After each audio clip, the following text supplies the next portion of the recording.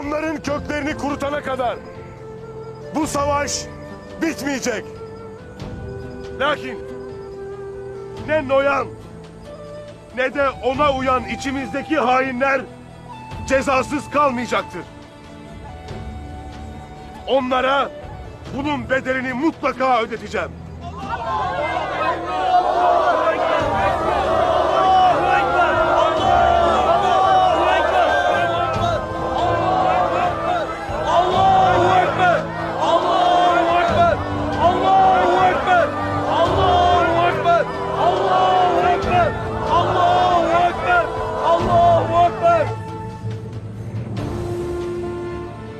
Biz Oğuz'un şanlı soyuyuz. Adalet ve hürriyet üzere doğduk. Öyle yaşar, öyle ölürüz.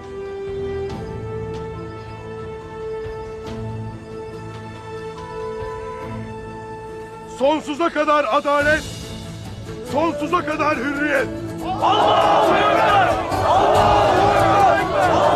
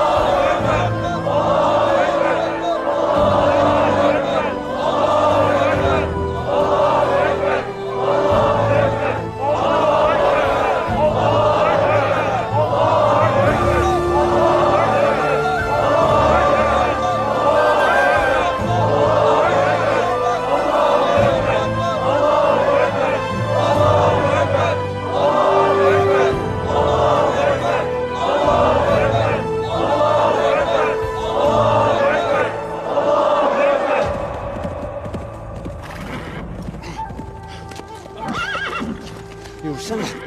Yürüsene orsuz hayvan de. Yürüsene.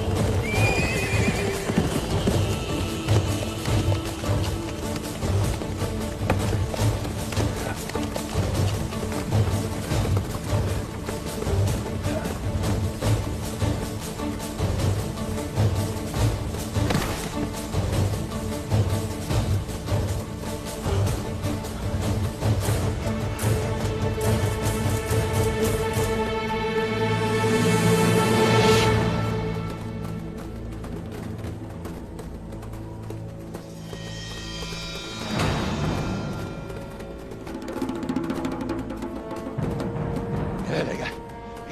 Nereye gideceksin? Daha 2 çift laf edeceğiz seninle. Sonra 40 katır sopa yiyeceksin. Bize de bırakasın Bapsı kardeş. Kardeş payı edeceğiz bu Moğol itini. Merak etmeyin.